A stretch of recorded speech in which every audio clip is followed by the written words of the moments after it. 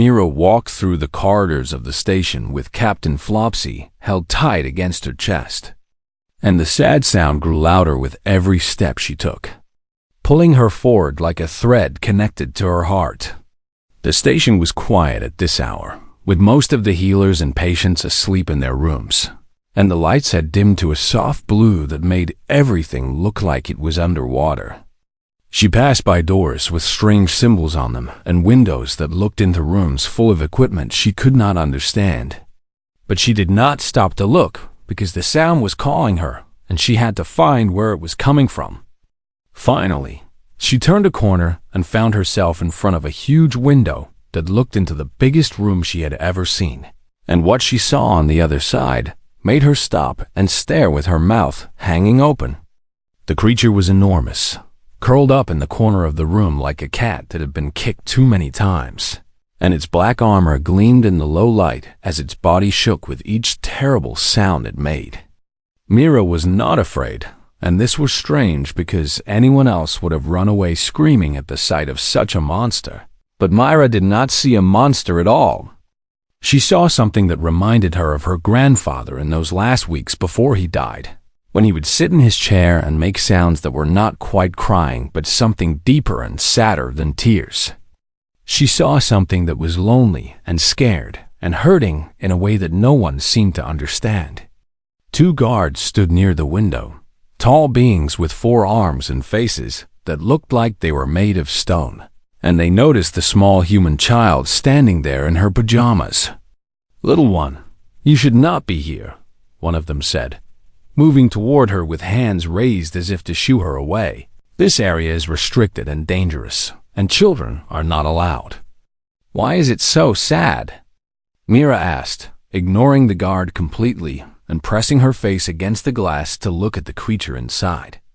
The guards looked at each other with confusion because no one had ever asked that question before. For everyone who saw the Varax asked why it was so scary or why it was so dangerous, but never why it was so sad. "The creature is sick," the second guard said, kneeling down to speak to her at her level. "It is the last of its kind, and its people are gone forever, and that has broken something inside it that cannot be fixed." "Does it have a family?" Mira asked. "Not anymore," the guard replied. "Is it scared?" The guard paused for a long moment before answering, and when he spoke his voice was softer than before. "I think it is very scared, little one, scared and alone in a way that none of us can truly understand." "Then someone should talk to it," Mira said with the simple logic that children use when adults make things too complicated. "Because when I am scared, talking helps me feel better." The guards tried to explain that the creature could not be comforted, that it was bred for war and not for connection, that the finest healers in the galaxy had already tried and failed, but Mira was not listening anymore. She was watching the Varax through the glass, and she saw one of its many eyes turn toward the window, and for just a moment their gazes met across the distance. That night, Mira went back to her room and lay in bed thinking about the creature. And she could not sleep because every time she closed her eyes, she saw that single red eye looking at her with something that might have been hope. The next night, she snuck out again, and this time she brought something with her. She had spent the whole day working on a drawing with the colored pencils her mother had given her, and it showed 3 figures standing under a bright yellow sun. The first figure was small with orange hair, and that was Mira. The second figure was taller with brown hair, and that was her mother. The third figure was very big, with lots of arms and legs, and that was the creature, standing with them like it belonged there, like it was part of their family. She also brought Captain Flopsy, because Captain Flopsy had helped her through many scary nights, and maybe he could help the creature too. The guards were not there this time, and Mira sat down on the floor in front of the window with her back against the wall, and she started to talk. "Oh," she said, not knowing if the creature could hear her or understand her, but talking anyway. "My name is Mira, and I am 7 years old, and I think you are very sad, and I wanted to tell you that I get sad sometimes too." Inside the chamber, the Varax stopped making that terrible sound. My daddy died before I was born, Myra continued, her voice small but steady in the quiet corridor. And sometimes I feel like no one understands what that is like, to miss someone you never even got to meet. The creature turned slowly, its massive body moving with a grace that seemed impossible for something so big. And it came closer to the window. I have nightmares sometimes, Myra said. Bad ones where I am all alone, and no one can find me. And when I wake up, I hold Captain Flopsy, and it helps a little bit. She held up the stuffed rabbit so the creature could see it through the glass. His name is Captain Flopsy, and he is very brave. And he says that being scared is okay as long as you have someone to be scared with.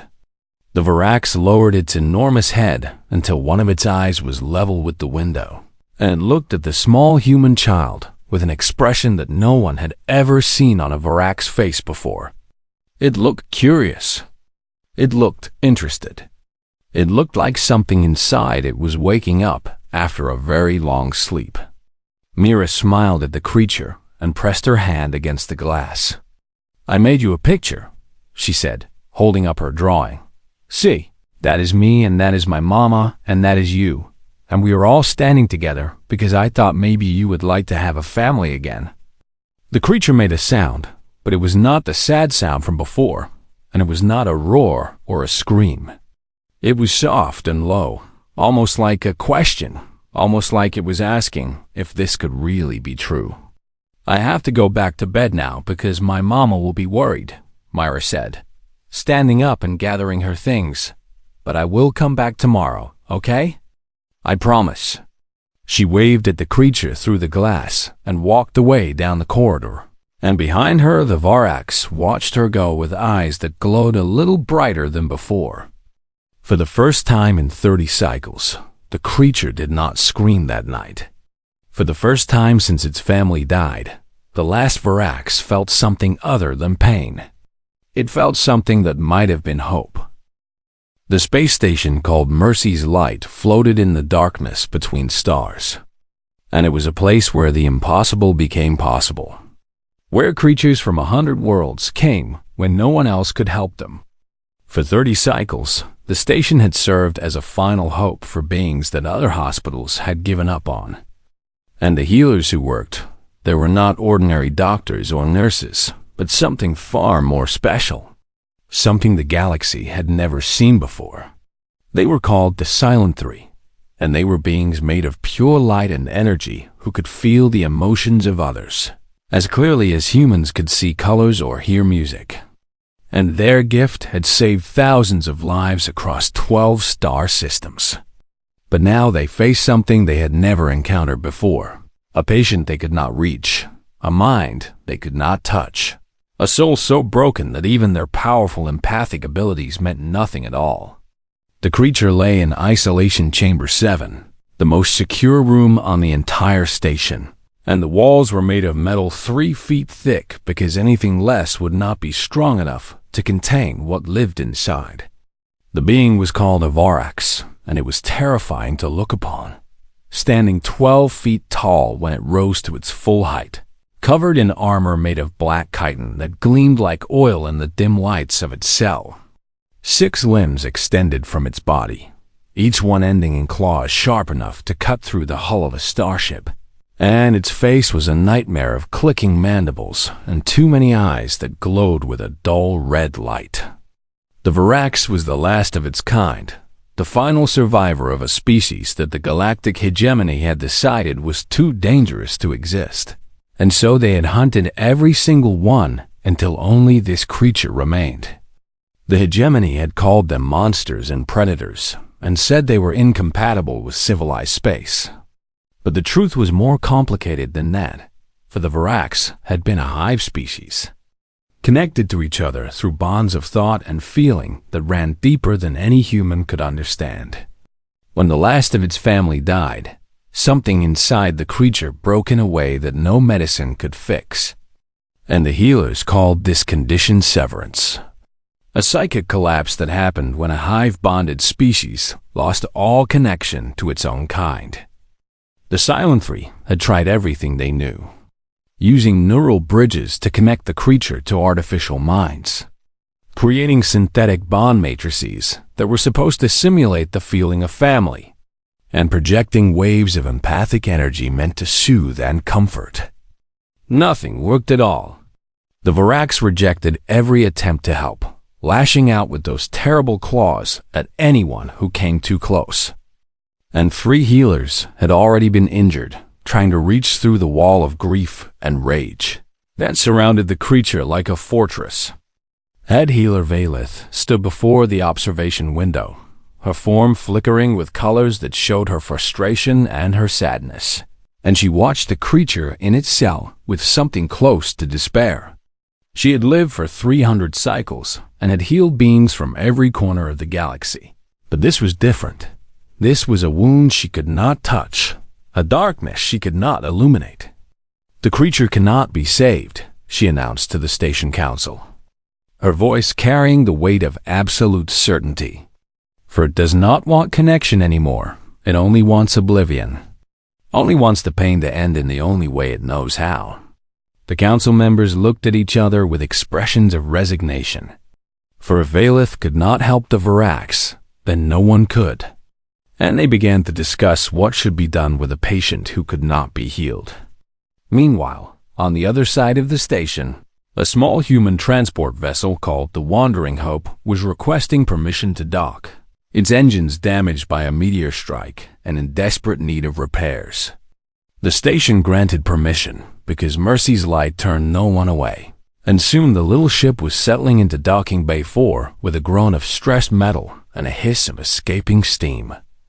2 humans emerged from the ship, and they could not have been more different from the massive creature suffering in Isolation Chamber 7. The first was Dr. Lena Vasquez, a xenobiologist with tired eyes and kind hands who had spent her life studying the strange and wonderful creatures of the galaxy, always searching for understanding in places where others saw only mystery. The second was her daughter Mira, who was 7 years old and had hair the color of copper and eyes that sparkled with curiosity about everything she saw.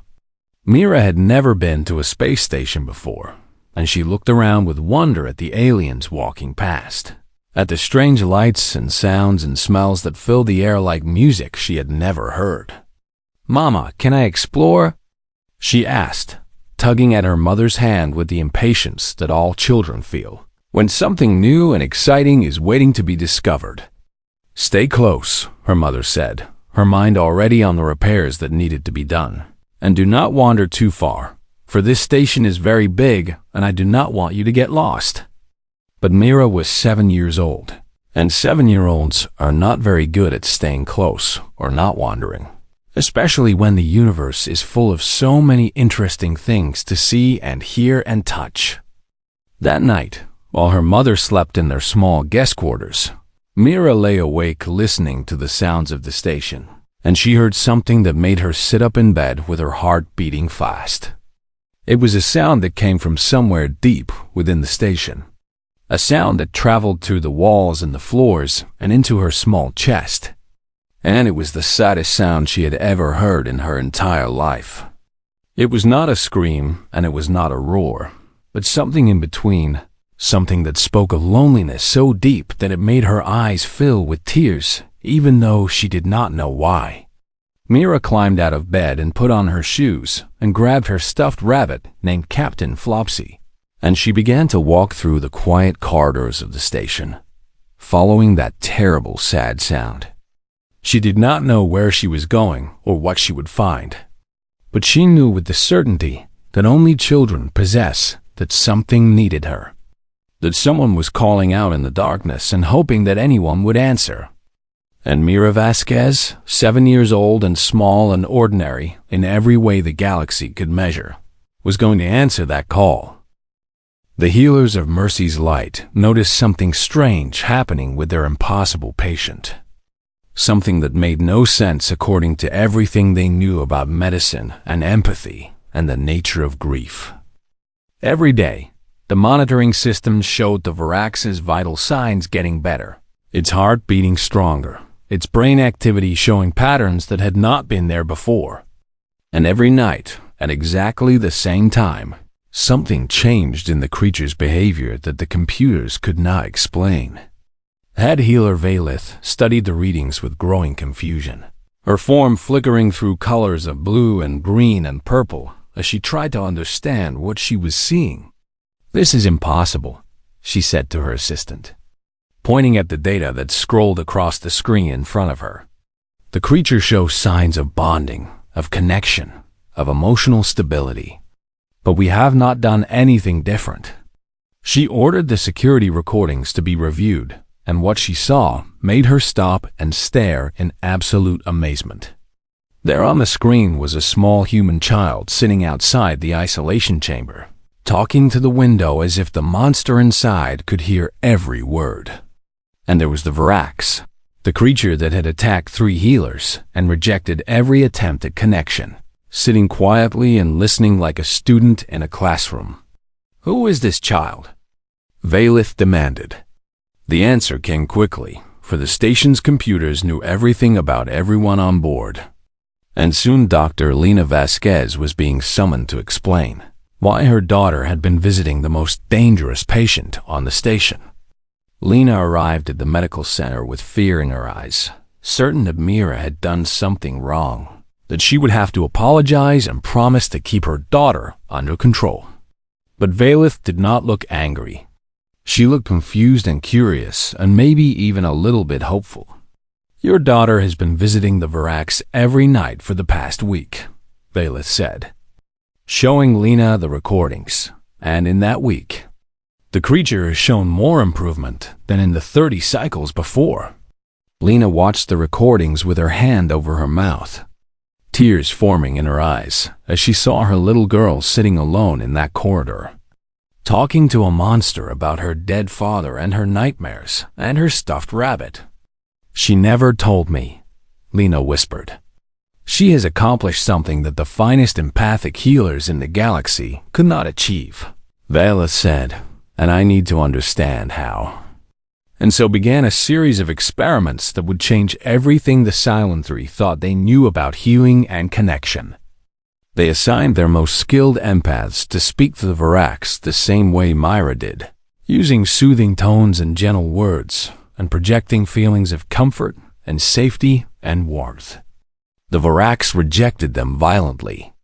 It could feel the clinical detachment hiding behind their kind words, the fear they tried to hide beneath their projections of calm, the pity they felt for the poor broken creature in the cell. They did not see it as a friend or a family member. They saw it as a problem to be solved, a patient to be cured, a task to be completed. "I do not understand," Valith said after the 3rd failed attempt. "We are doing exactly what the child does, saying the same kinds of things, projecting the same kinds of emotions. But the creature can tell the difference." She found Myra in the station's garden, a small green space where plants from a dozen worlds grew under artificial sunlight. And the child was feeding bits of bread to some small bird-like creatures that lived there. "May I speak with you?" Valith asked, lowering herself to sit on the grass beside the child. Mira looked at the glowing being with curiosity but no fear, for children are often better at accepting strange things than adults are. "Okay," she said. "How do you do it?" Valith asked, "How do you reach the creature when we cannot?" Myra thought about this for a moment, her face scrunched up in concentration. "I just talk to him like he is real," she said finally. "Like he matters, like I care about what he thinks and feels." "But we do that too," Valith said. "No," Myra shook her head. "You talk to him like you want to fix him, like there is something wrong with him that needs to be made better. But I do not talk to him like that." "Then how do you talk to him?" "I talk to him like he is my friend," Myra said with a shrug, as if this was the most obvious thing in the world. And friends do not try to fix each other. They just sit together and talk, and that makes things better by itself. Valith was silent for a long moment as she considered these words. In 300 cycles of healing, she had learned 1,000 techniques for projecting comfort and soothing pain and creating artificial bonds between broken minds. But she had never learned how to simply be present with someone who was hurting. She had never learned how to sit with suffering she could not fix. She had never learned that sometimes the most powerful healing comes not from doing something, but from being someone who cares. "Do you believe you can help him?" Valith asked. Myra looked up at the healer with eyes that seemed much older than 7 years. "I do not know if I can make him better," she said, "but I know I can make him not alone, and sometimes that is the same thing." Valith returned to the medical center and wrote a report that would be read by healers across the galaxy, and in it she described a phenomenon she had never encountered before. She called it the human variable.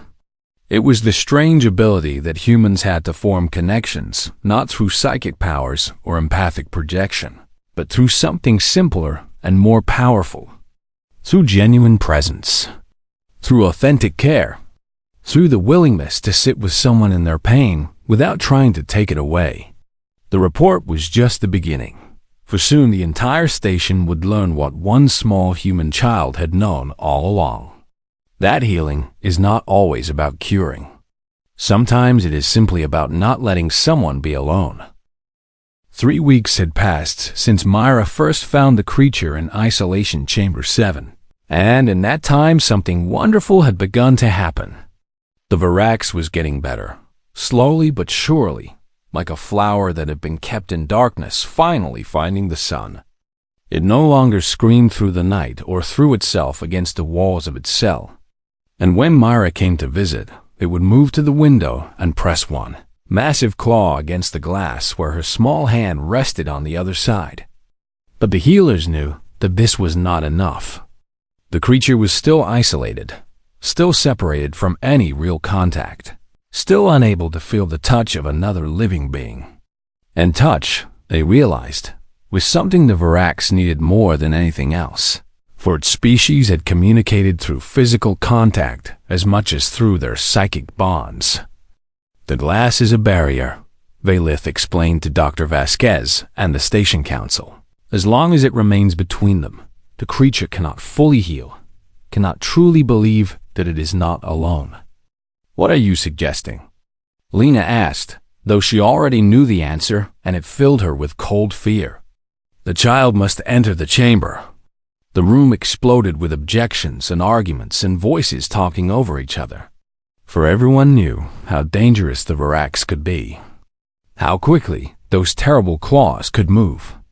How little chance a small human child would have if the creature decided to attack.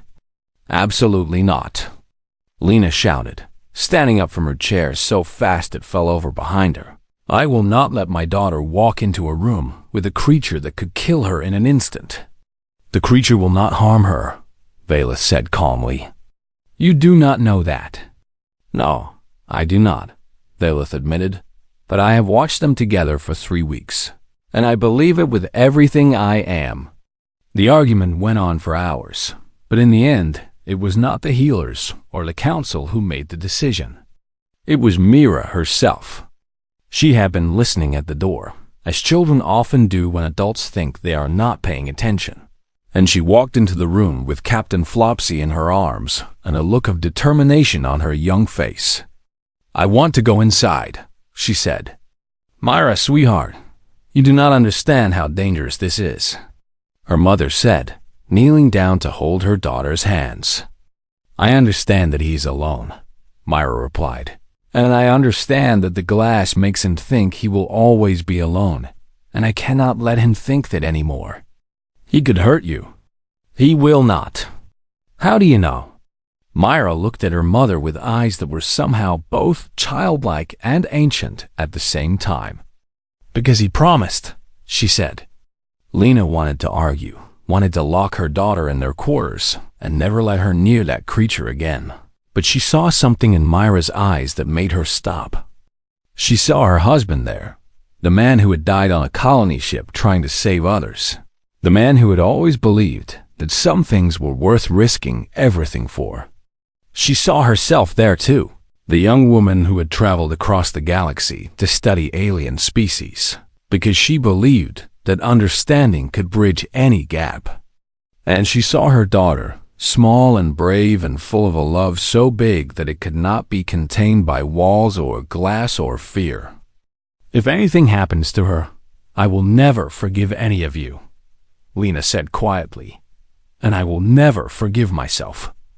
The preparations took 2 days, as the healers installed emergency systems and positioned security forces and ran simulation after simulation of what might happen.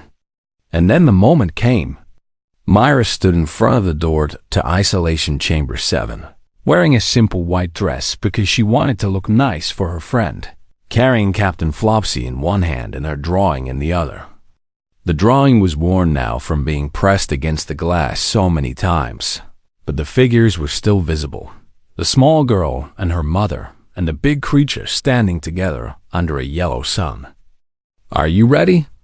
Valith asked. Myra nodded. The door opened with a hiss of escaping air, and Mira walked inside. The Varax rose to its full height, all 12 feet of it, and everyone watching held their breath as the monster and the child stood facing each other in the dim light of the chamber.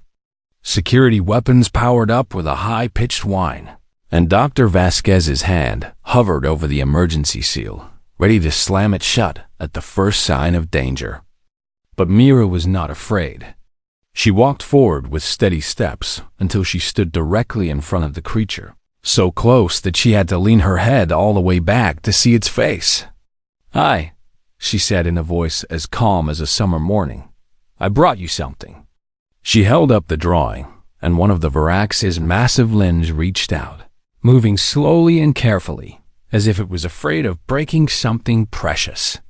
The razor-sharp claw took the paper with a gentleness that seemed impossible for something so dangerous, and the creature looked at the simple picture with all of its many eyes.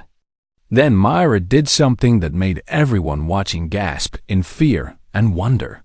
She reached up with her small hand and placed it flat against the Varax's armored chest, right where its heart would be if it had one.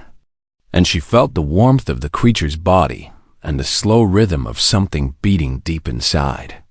The Varax went completely still, every muscle frozen, every eye focused on the tiny hand pressed against its chest. And Mira whispered words that would echo through the galaxy for generations to come. "You are not alone." The creature shuddered, its whole massive body trembling like a leaf in a storm, and a sound came from deep inside its chest. It was not a roar, and it was not a scream. It was something older and deeper, something the Silent 3 databases had no record of because no outsider had ever heard it before. It was the sound of a Varax weeping. The creature lowered itself slowly to the ground until its great head was level with Myra's face, and one massive claw came up to rest against her back with impossible gentleness. And there they stayed, the monster and the child, holding each other in the dim light of the isolation chamber.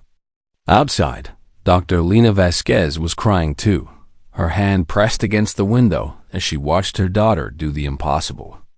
And head healer Valith stood in silence, her form glowing with colors that no one had ever seen before.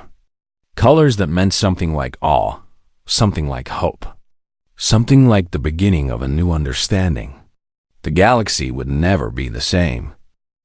In the weeks that followed the moment in Isolation Chamber 7, everything changed for the creature that Myra had named Keeper. She called him Keeper because she said he had kept hoping, even when hope seemed impossible. And the name stuck even though the healers had never thought to give him a name at all. Keeper began to heal in ways that the medical databases said should not be possible. Eating the food that was brought to him, responding to the healers who came to check on him, and even learning to project simple thoughts to those around him. The thoughts were not words exactly, but feelings that formed pictures in the minds of those who received them. And the first thought he ever sent was to Myra, a feeling of warmth and gratitude, and something that meant safe and friend and family all at once. The isolation chamber was no longer locked, though Keeper chose to stay there most of the time because it had become his home, the place where he had learned that love could exist in forms he never imagined.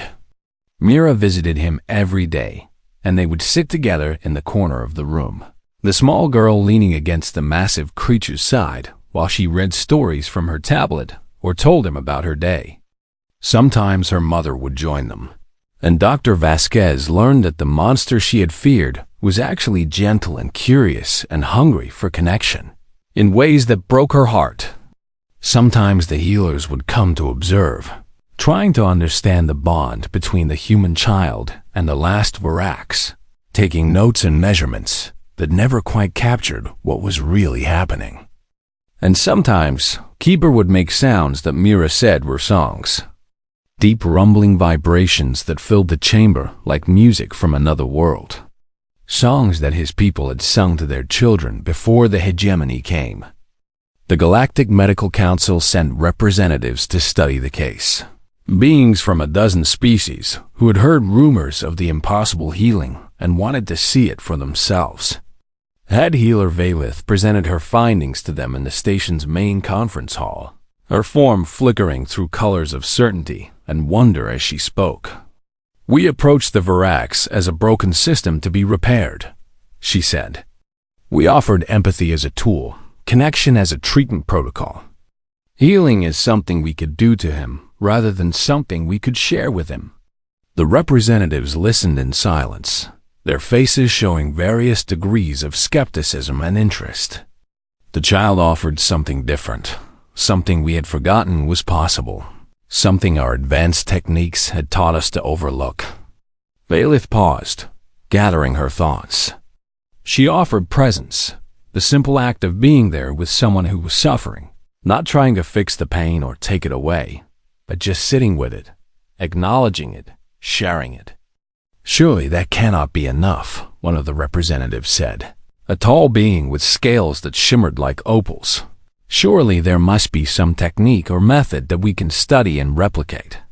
"That is what we thought too," Valith admitted, "and we tried to copy what the child did, using our finest empaths to project the same kinds of feelings. But the Varax rejected them, every time. Why? Because they were not real." The room went quiet as Valith's words hung in the air. "We empaths can feel emotions and project emotions, but we cannot create them from nothing." And the creature knew the difference between authentic care and simulated comfort. She brought up an image on the display screen, a recording of Mira sitting with Keeper, the tiny human dwarfed by the massive alien, both of them looking completely at peace. The humans have a word for what the child gave the Varax. They call it compassion, which comes from old words that mean to suffer with. We Silent-3 feel the suffering of others. We experience it as our own, but we do not sit with it. We do not share it. We try to make it go away as quickly as possible because it is uncomfortable for us. The child did not try to make the pain go away. She did not project feelings of comfort or peace. She simply sat with the creature in its grief and let it know that it was not alone in its suffering. The report was filed under a new classification that would be studied in medical academies across the galaxy for generations to come. They called it the human variable. It was the strange and wonderful ability that humans had to form connections, not through psychic powers or advanced technology, but through something simpler and more powerful than either. Through genuine presence, through authentic care, through the willingness to be with someone in their pain without needing to fix it or take it away. Years passed, and Mira Vasquez grew up, though she never grew apart from the friend she had made on that space station when she was 7 years old. She studied to become a diplomat, learning languages and customs and the complex art of building bridges between species who had never understood each other. And when she was ready, she took a position that had never existed before, becoming the first human ambassador to species designated as non-communicative by the Galactic Council. These were the species that no one had been able to reach, the ones that were labeled as too dangerous or too alien or too broken to connect with. And Mira went to them one by one with the same simple approach she had used when she was a child. She sat with them. She talked to them. She listened. And one by one, they opened up, these creatures that the galaxy had given up on, because Mira saw them not as problems to be solved, but as beings who deserved to be seen and heard and known. At her side through all of it was Keeper, the last Varax, no longer the last of anything because he had found a new kind of family. He was not a Varax family, with hive bonds and psychic connections that ran deeper than words. But it was a family nonetheless, built on something even stronger than biology. It was built on love that was given freely, without expectation, without condition, without end. When beings from across the galaxy asked Mira how she did it, how she reached the unreachable and connected with the unconnectable, she always gave the same answer she had given when she was 7 years old. I just talk to them like they are real, like they matter. And across the stars, in places where loneliness had seemed eternal and isolation had seemed permanent, beings who had never known kindness began to learn what one small human child had always understood: that no one should have to be alone, that everyone deserves someone who will sit with them in the darkness, that healing is not always about curing, but sometimes simply about being there. The humans called it compassion. The galaxy called it a miracle. Myra just called it being a friend. And in the end, that was enough to change everything.